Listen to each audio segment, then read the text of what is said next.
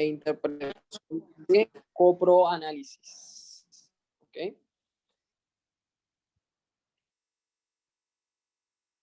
Y fíjense, acá, como solemos puntualizar siempre, los objetivos del taller, en el caso de coproanálisis, semejante, dotar al estudiante de los conocimientos necesarios y básicos para el correcto análisis e interpretación del coproanálisis en esta oportunidad. ¿Y cuáles son precisamente esos? Tanto el manejo de conceptos básicos y características de la prueba, las consideraciones generales, que son importantes también allí a tener en cuenta, la utilidad clínica del examen de heces, la estructura y parámetros que vamos a evaluar en él, cuáles son los valores referenciales y su interpretación fisiológica y patológica. Así que bueno, para dar inicio al mismo, lo principal es establecer una definición, un concepto, estar nutridos en cuanto a qué es el coproanálisis y en qué consiste el coproanálisis. Entonces, fíjense acá, el coproanálisis, también conocido como examen de heces, corresponde a un estudio paraclínico realizado a partir de una muestra de materia fecal como elemento valorativo en el diagnóstico de diversas afecciones del tracto gastrointestinal. ¿Okay? Hoy día constituye uno de los paraclínicos más comunes para el punto de partida diagnóstica, precisamente como mencionábamos, de enfermedades y o trastornos gastrointestinales. Y cuando hablamos de trastornos o afecciones gastrointestinales, bueno, acá hay mucha variedad porque no se limita solamente a una alteración en particular. Acá hablamos desde procesos infecciosos, ya sea por microorganismos, en los cuales podemos citar parásitos, virus, bacterias, y aunque no sale reflejado acá, inclusive hongos. Reacción inflamatoria o procesos inflamatorios también puede cursar el paciente. Otros trastornos como la absorción deficiente de nutrientes e inclusive pudiésemos también detectar otro tipo de trastornos como son las hemorragias digestivas, ¿okay? Tanto superiores como en este caso inferiores, hemorragias digestivas altas, bajas. Ahora, ¿con qué otros nombres le podemos conocer? Tenemos que tomar en cuenta que, tal y como sucede con el uroanálisis, existen muchos términos que hacen alusión a la misma prueba. ¿Okay? Es importante para evitar confusiones sepamos que puede conocerse bajo otros nombres. Uno de ellos es estudio coprológico, test de heces o simplemente análisis de heces. Ahora, ¿cuáles son sus principales indicaciones? Otro punto también importante porque más allá de conocer la utilidad de esta prueba, saber en qué circunstancias o bajo qué criterios nosotros vamos a indicarlas al paciente. En ese sentido, podemos simplemente puntualizarlo bajo 4 puntos clínicos. El primero de ellos es como un examen de rutina. Recuerden, es algo que hemos visto pues, a lo largo de todas las pruebas y los estudios paraclínicos. Muchos de ellos no solamente sirven para nosotros ya sea asociar o descartar una patología, sino también para valorar el estado de salud del paciente. ¿Ok? Como segundo punto, para investigar las causas de alteraciones gastrointestinales con signos y síntomas como dolor abdominal, diarrea, presencia de sangre en las heces o inclusive estreñimiento. Como tercer punto, acá como medio de descarte de posibles hemorragias en el sistema digestivo. Y también, menos importante, como dato confirmatorio o descarte en la existencia de posibles procesos infecciosos, tales como parásitos, y yo puntualizaría acá como uno de los principales, bacterias, pero también de otros microorganismos que pueden inducir también alteraciones o afecciones gastrointestinales y son de naturaleza también viral. ¿Ok? Ahora, ¿cómo se realiza la prueba y qué consideraciones debe tener el paciente al momento de realizarla? Es un punto también importante porque como hemos visto también con la hematología, la química sanguínea y en este caso también el uroanálisis, el paciente debe seguir una serie de pasos, que es lo que nos va a garantizar que los resultados obtenidos tras el análisis sean fiables. ¿Okay?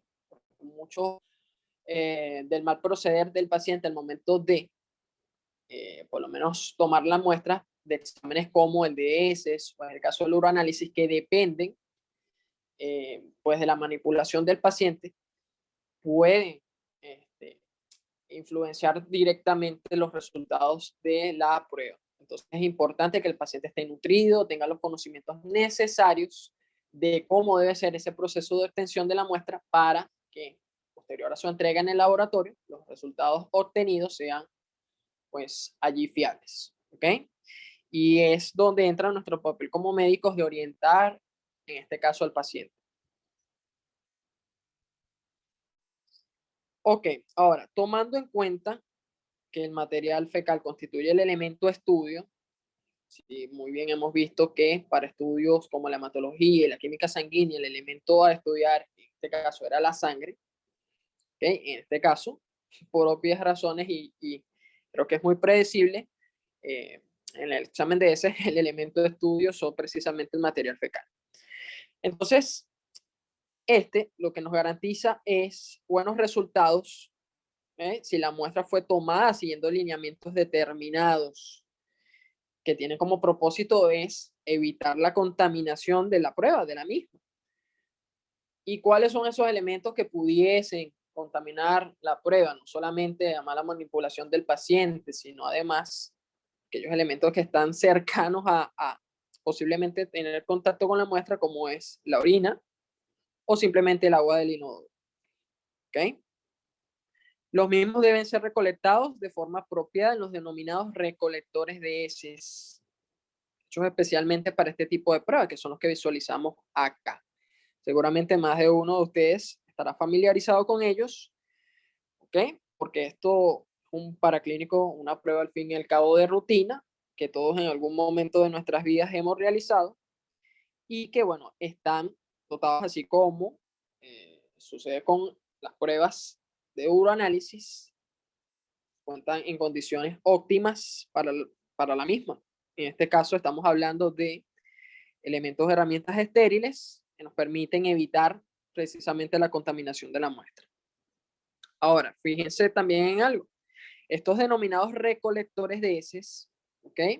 Que están especialmente hechos para ello, son donde el paciente va a depositar la muestra y posteriormente hacer entrega al laboratorio. Ahora, consideraciones que debe tener el paciente. ¿Queda claro todo hasta el momento de lo expuesto? Sí. Ok, bueno. Sí, sí. Las consideraciones que debe tener en este caso el paciente son muy similares a las que tomamos en cuenta para el uroanálisis, con algunas diferencias marcadas. Entre ellas, lo primero que se debe evitar al paciente es que la evacuación, en este caso la muestra de la materia fecal, tiene que ser realizada o va a ser tomada es con la primera deposición del día. ¿Ok? Ahora, ¿dónde? Uno pensaría por instinto, o el paciente, si no se instruye de forma adecuada, pensaría que no supone ningún tipo de problema el dónde, porque bueno, no hay conocimientos de la influencia que eso pudiese tener.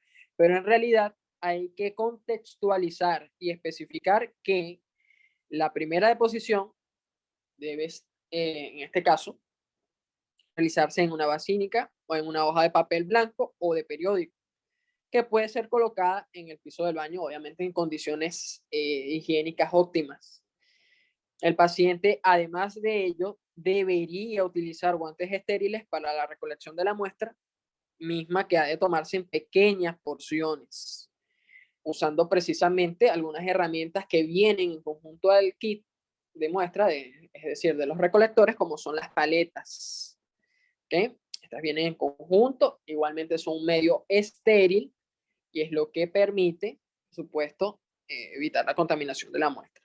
Una vez colocada la muestra dentro del frasco, ha de instarse al paciente a cerrarlo, a sellarlo, ¿ok? Y no abrirlo por nada y bajo ninguna circunstancia hasta su entrega al laboratorio, ¿ok? ¿Qué es importante? Bueno, escribir el nombre completo en el frasco. Muchas veces el paciente deja esto en manos del laboratorio, ¿ok? Pero lo ideal sería instar al paciente, él mismo realice la identificación del mismo y entregar al laboratorio antes de las 2 horas desde su recolección. Esto es un punto que muchas veces no se aclara, ¿ok? Y bueno, es importante acatar allí. ¿Por qué? Porque posterior a las 2 horas, muchas veces, tomando en cuenta que es un producto de desecho orgánico, ¿ok? La muestra por sí misma puede sufrir una serie de cambios que pueden arrojar también algunos valores y dar falsos positivos allí, que pudiesen hacernos pensar en procesos patológicos que no necesariamente tienen que estar presentes, ¿ok? Que se pueden condicionar precisamente por demorar la entrega de la muestra al laboratorio. En caso de que el paciente, bueno, por alguna razón u otra, no pueda entregar la muestra en ese periodo de tiempo, ¿ok? Por lo menos instarle al paciente o educarlo para que mantenga refrigerada en un tiempo no máximo de 24 horas esa muestra. Es la única manera de por lo menos evitar que la muestra pues sufra dichas alteraciones y eso arroje falsos positivos. Ahora, ¿cuál es la estructura del coproanálisis? Igualmente, si se fijan, no guarda muchas diferencias con respecto a todo lo que es la estructura de otras pruebas como el uroanálisis.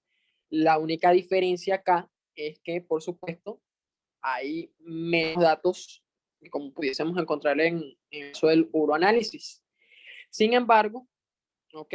Vamos a toparnos con básicamente las mismas secciones.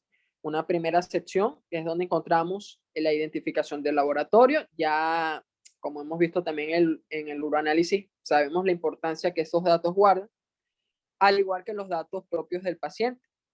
Muchos especifican acá el examen solicitado, donde se puntualiza, estamos frente a un coproanálisis, es decir, la especificidad en este caso del examen realizado. Y fíjense que en cuanto al reporte de valores, solamente se divide en 2 secciones, que es un examen físico, como vemos acá, que va a tener una serie de elementos,